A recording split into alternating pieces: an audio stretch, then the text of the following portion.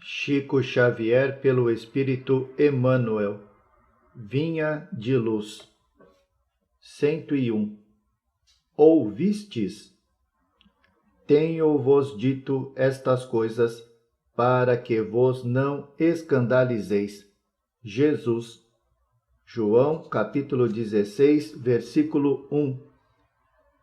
Antes de retornar às esferas resplandecentes, o Mestre Divino não nos deixou ao desamparo quanto às advertências no trabalho a fazer. Quando o espírito amadurecido na compreensão da obra redentora se entrega ao campo de serviço evangélico, não prescinde das informações prévias do Senhor. É indispensável ouvi-las para que se não escandalize no quadro das obrigações comuns. Esclareceu-nos a palavra do Mestre que, enquanto perdurasse a dominação da ignorância no mundo, os legítimos cultivadores dos princípios da renovação espiritual, por ele trazidos, não seriam observados com simpatia. Seriam perseguidos sem tréguas pelas forças da sombra. Compareceriam aos tribunais condenatórios para se inteirarem das falsas acusações dos que se encontram ainda incapacitados de maior entendimento. Suportariam remoques de familiares estranhos à iluminação interior. Sofreriam a expulsão dos templos organizados pela pragmática das seitas literalistas.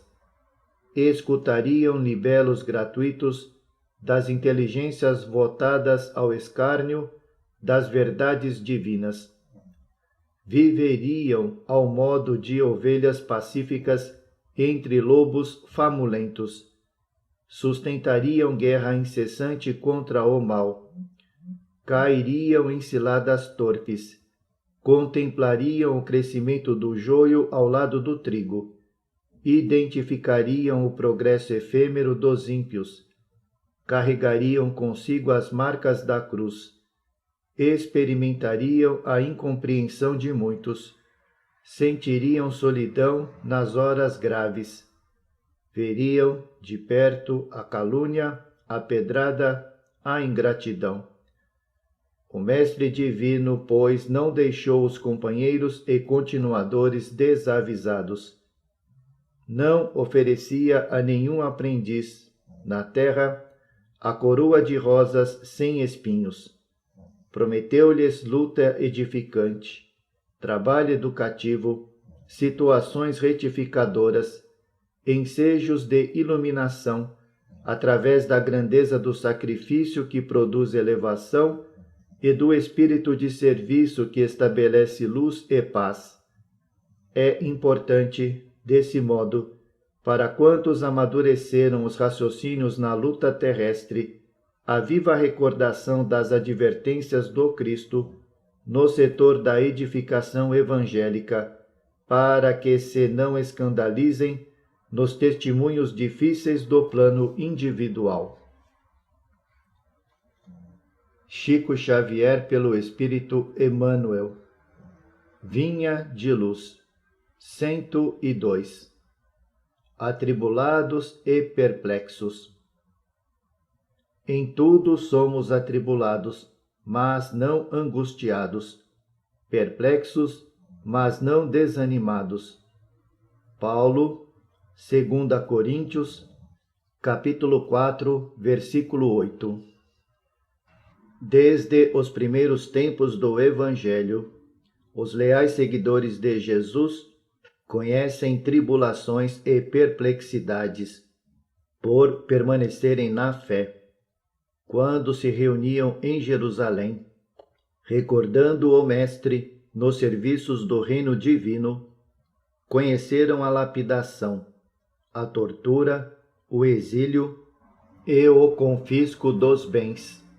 Quando instituíram os trabalhos apostólicos de Roma, ensinando a verdade e o amor fraterno, foram confiados aos leões do circo, aos espetáculos sangrentos e aos postes de martírio. Desde então, experimentam dolorosas surpresas em todas as partes do mundo. A idade medieval, envolvida em sombras, tentou desconhecer a missão do Cristo e acendeu-lhes fogueiras, conduzindo-os, além disso, a tormentos inesperados e desconhecidos, através dos tribunais políticos e religiosos da Inquisição. E ainda hoje, enquanto oram confiantes, exemplificando o amor evangélico, reparam o progresso dos ímpios e sofrem a dominação dos vaidosos de todos os matizes. Enquanto triunfam os maus e os indiferentes, nas facilidades terrestres, são eles relegados a dificuldades e tropeços à frente das situações mais simples. Apesar da evolução inegável do direito no mundo, ainda são chamados a contas pelo bem que fazem e vigiados com rudeza devido à verdade consoladora que ensinam.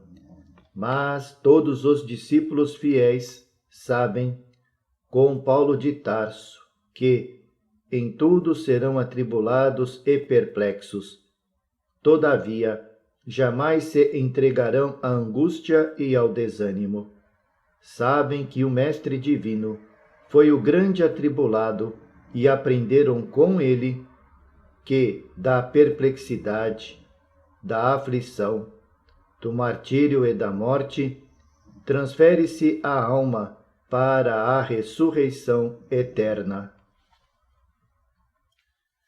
Chico Xavier, pelo Espírito Emmanuel. Vinha de Luz. 103. Perante a multidão. E outros, zombando, diziam: estão cheios de mosto. Atos capítulo 2, versículo 13. A lição colhida pelos discípulos de Jesus no Pentecostes ainda é um símbolo vivo para todos os aprendizes do Evangelho diante da multidão. A revelação da vida eterna continua em todas as direções. Aquele som como de um vento veemente e impetuoso, e aquelas línguas de fogo a que se refere a descrição apostólica, descem até hoje sobre os continuadores do Cristo, entre os filhos de todas as nações. As expressões do Pentecostes dilatam-se em todos os países, embora as vibrações antagônicas das trevas. Todavia, para milhares de ouvintes e observadores, apenas funcionam alguns raros apóstolos, encarregados de preservarem a divina luz.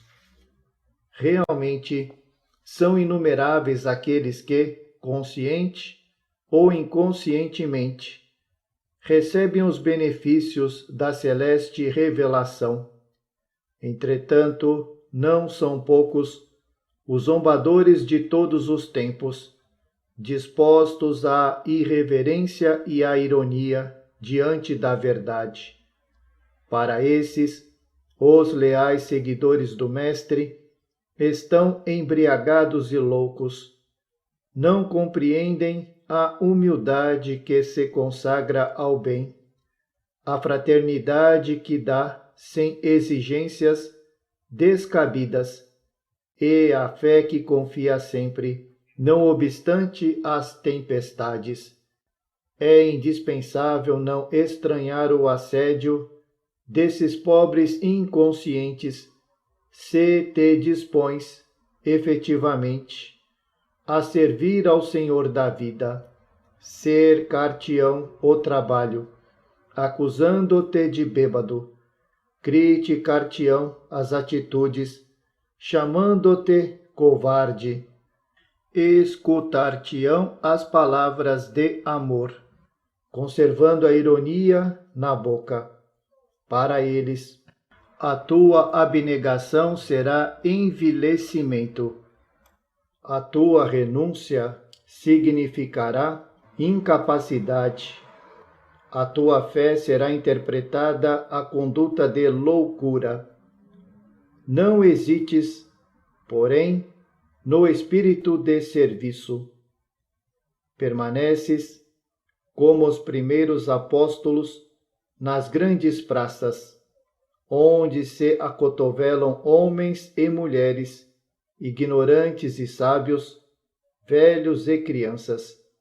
Aperfeiçoa tuas qualidades de recepção onde estiveres, porque o Senhor te chamou para intérprete de sua voz, ainda que os maus zombem de ti. Chico Xavier, pelo Espírito Emmanuel. Vinha de luz. 104. Nos mesmos pratos. E ele, respondendo, disse: O que mete comigo a mão no prato, esse me há de trair. Mateus, capítulo 26, versículo 23. Toda a ocorrência na missão de Jesus reveste-se de profunda expressão simbólica. Dificilmente o ataque de estranhos poderia provocar o calvário doloroso. Os juízes do Sinédrio, pessoalmente, não se achavam habilitados a movimentar o sinistro assunto. Nem os acusadores gratuitos do Mestre poderiam, por si mesmos, efetuar o processo infamante. Reclamava-se alguém que fraquejasse e traísse a si mesmo. A ingratidão não é planta de campo contrário. O infrator mais temível em todas as boas obras é sempre o amigo transviado, o companheiro leviano e o irmão indiferente. Não obstante o respeito que devemos a Judas redimido, convém recordar a lição em favor do serviço de vigilância, não somente para os discípulos em aprendizado, a fim de que não fracassem, como também para os discípulos, em testemunho para que exemplifiquem com o Senhor, compreendendo, agindo e perdoando. Nas linhas do trabalho cristão, não é demais aguardar grandes lutas e grandes provas, considerando-se, porém, que as maiores angústias não procederão de círculos adversos, mas justamente da esfera mais íntima, quando a inquietação e a revolta, a leviandade e a imprevidência penetram o coração daqueles que mais amamos.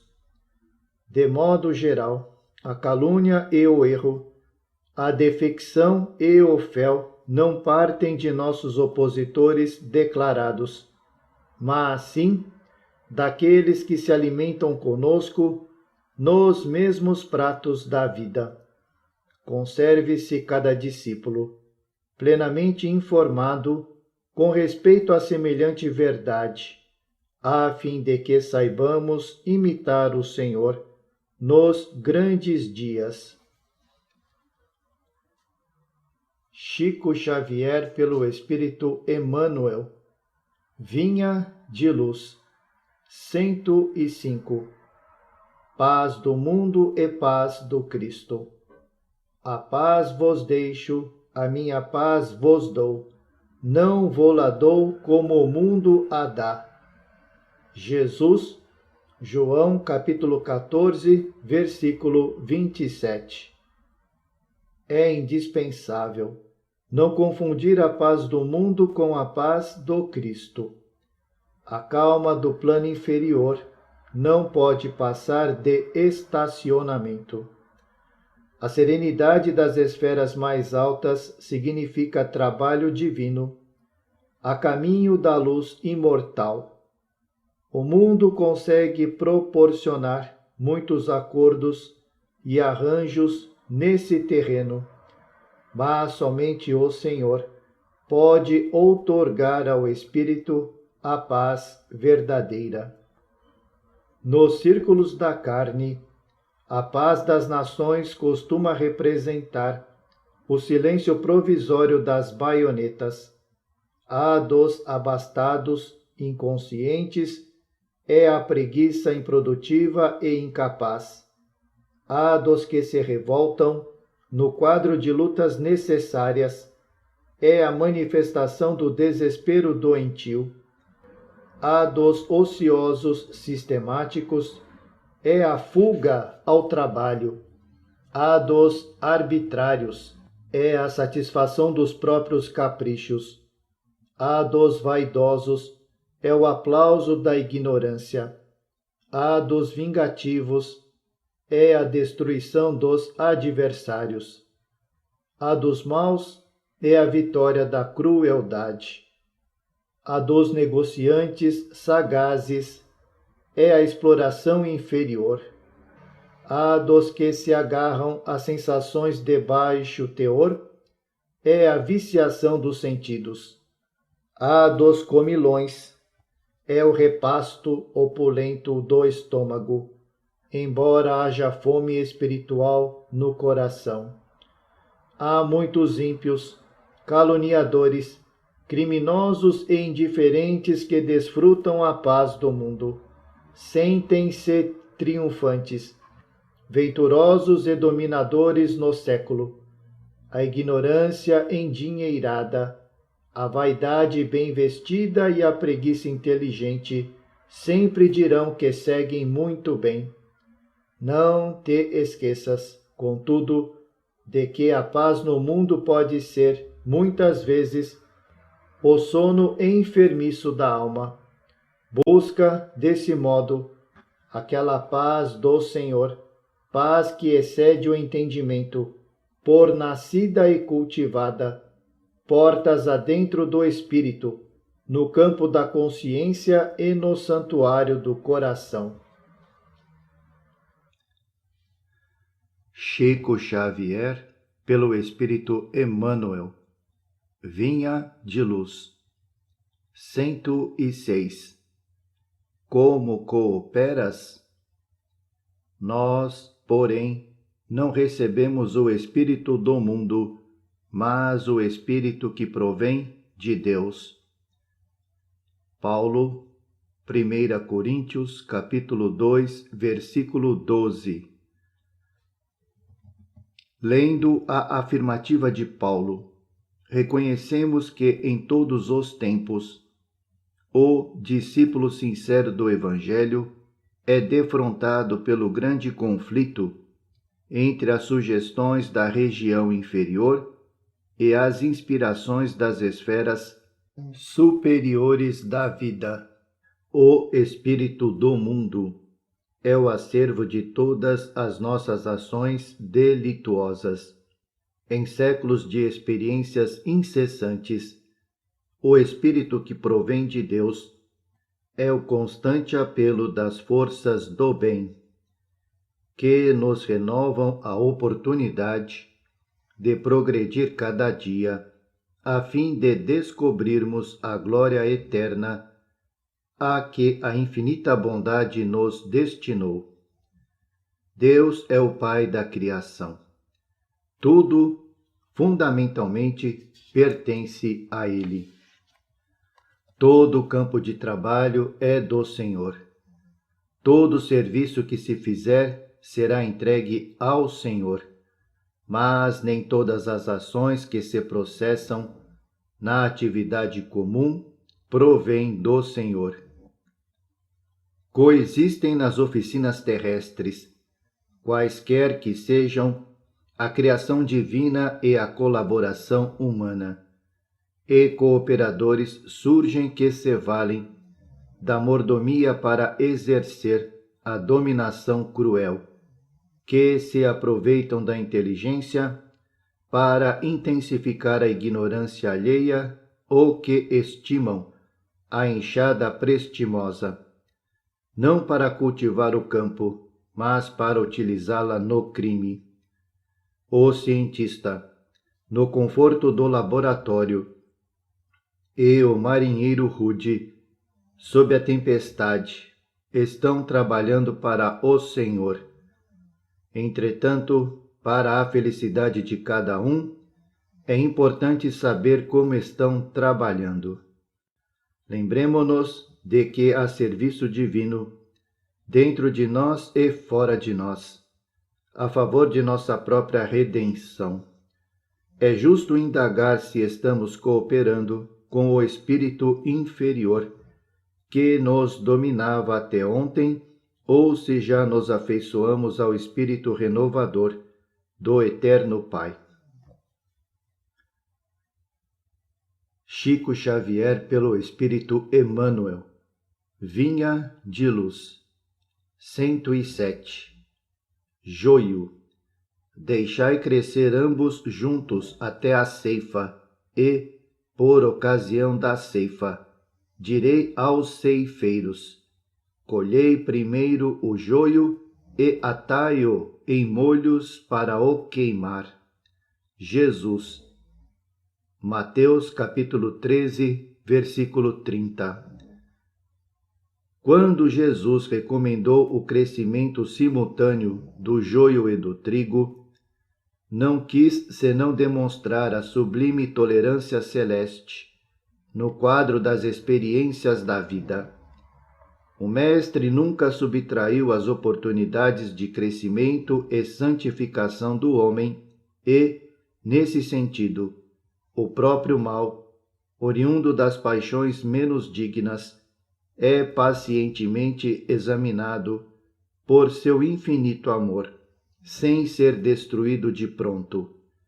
Importa considerar, portanto, que o joio não cresce por relaxamento do lavrador divino, mas sim porque o otimismo do celeste semeador nunca perde a esperança na vitória final do bem. O campo do Cristo é região de atividade incessante e intensa. Tarefas espantosas mobilizam falanges heróicas. Contudo, apesar da dedicação e da vigilância dos trabalhadores, o joio surge, ameaçando o serviço. Jesus, porém, manda aplicar processos defensivos com base na iluminação e na misericórdia. O tempo e a bênção do Senhor agem devagarinho e os propósitos inferiores se transubstanciam. O homem comum ainda não dispõe de visão adequada para identificar a obra renovadora. Muitas plantas espinhosas ou estéreis são modificadas em sua natureza essencial pelos filtros amorosos do administrador da seara, que usa afeições novas, situações diferentes, estímulos inesperados ou responsabilidades externas que falem ao coração. Entretanto, se chega a época da ceifa, depois do tempo de expectativa e observação, faz-se então necessária a eliminação do joio em molhos. A colheita não é igual para todas as sementes da terra. Cada espécie tem o seu dia, a sua estação. Eis porque, aparecendo o tempo justo, de cada homem e de cada coletividade, exige-se a extinção do joio, quando os processos transformadores de Jesus foram recebidos em vão. Nesse instante, vemos a individualidade ou o povo a se agitarem, através de aflições e hecatombes diversas, em gritos de alarme e socorro, como se estivessem nas sombras de naufrágio inexorável. No entanto, verifica-se apenas a destruição de nossas aquisições ruinosas ou inúteis, e em vista do joio ser atado aos molhos, uma dor nunca vem sozinha. Chico Xavier pelo Espírito Emmanuel. Vinha de luz. 108. Operemos em Cristo. E quando fizerdes, por palavras ou por obras, fazei tudo em nome do Senhor Jesus, dando por ele graças a Deus e Pai. Paulo, Colossenses, capítulo 3, versículo 17. À espera de resultados, depois de expressões e ações reconhecidamente elevadas, pode provocar enormes prejuízos em nossa romagem para a suprema luz. Enquanto aguardamos manifestações alheias de gratidão ou melhoria, somos suscetíveis de paralisar nossas próprias obrigações, desviando-nos para o terreno escuro da maledicência ou do julgamento precipitado. Quanto seja possível, distribuamos o bem, entregando nossas atividades ao Cristo, divino doador dos benefícios terrestres. É perigoso estabelecer padrões de reconhecimento para corações alheios, ainda mesmo quando sejam preciosas joias do nosso escrínio espiritual.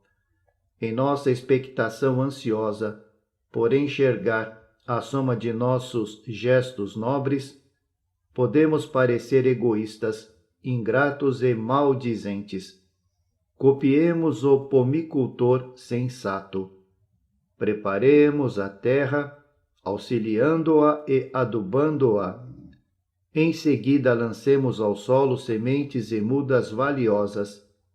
O serviço mais importante caberá ao Senhor da vida. Ele cuidará das circunstâncias favoráveis no espaço e no tempo, desenvolvendo-nos a sementeira, ou anular-nos-á o serviço, através de processos naturais, adiando a realização de nossos desejos, em virtude de razões que desconhecemos. O pomicultor equilibrado trabalha com títulos de sincera confiança no céu, ignorando de maneira absoluta se colherá flores ou frutos de suas obras, no quadro do imediatismo humano.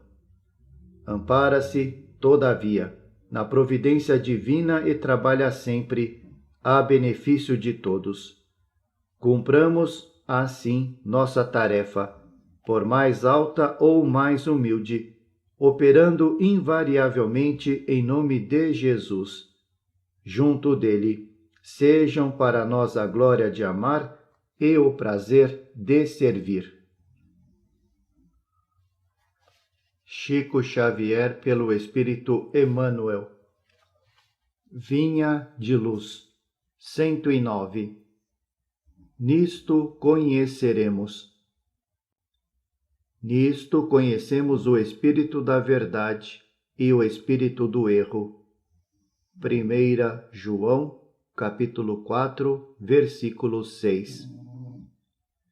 Quando sabemos conservar a ligação com a paz divina, apesar de todas as perturbações humanas, perdoando quantas vezes forem necessárias ao companheiro que nos magoa, esquecendo o mal para construir o bem, amparando com sinceridade aos que nos aborrecem, cooperando espiritualmente através da ação e da oração, a benefício dos que nos perseguem e caluniam, olvidando nossos desejos particulares, para servirmos em favor de todos, guardando a fé no supremo poder como luz inapagável no coração, perseverando na bondade construtiva, embora 1000 golpes da maldade nos assediem, negando a nós mesmos para que a bênção divina resplandeça em torno de nossos passos, carregando nossas dificuldades como dádivas celestes, recebendo adversários por instrutores, bendizendo as lutas que nos aperfeiçoam a alma à frente da esfera maior, convertendo a experiência terrena em celeiros de alegrias para a eternidade, descortinando ensejos de servir em toda a parte, compreendendo e auxiliando sempre, sem a preocupação de sermos entendidos e ajudados, amando os nossos semelhantes, qual temos sido amados pelo Senhor, sem expectativas de recompensa. Então, conheceremos o Espírito da verdade em nós, iluminando-nos a estrada para a redenção divina. Chico Xavier, pelo Espírito Emmanuel. Vinha de Luz. 110. Caridade essencial. E a caridade é esta, que andemos segundo os seus mandamentos. Este é o mandamento, como já desde o princípio ouvistes, que andeis nele. João, 2 João, capítulo 6.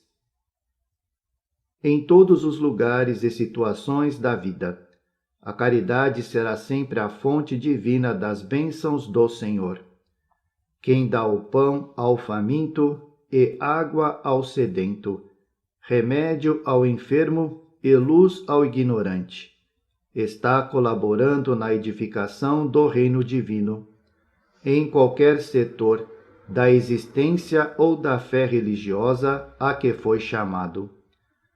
A voz compassiva e fraternal, que ilumina o espírito, é irmã das mãos que alimentam o corpo.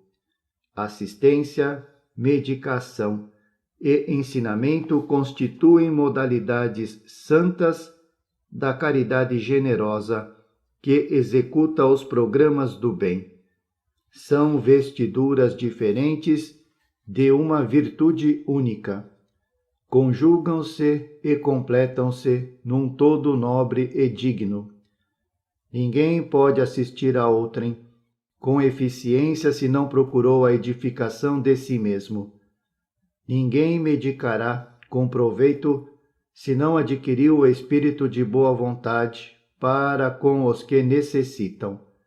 E ninguém ensinará com segurança se não possui a seu favor os atos de amor ao próximo, no que se refere à compreensão e ao auxílio fraternais.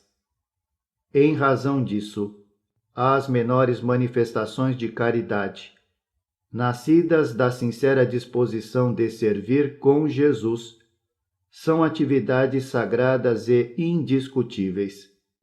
Em todos os lugares, serão sempre sublimes luzes da fraternidade, disseminando alegria, esperança, gratidão, conforto e intercessões benditas.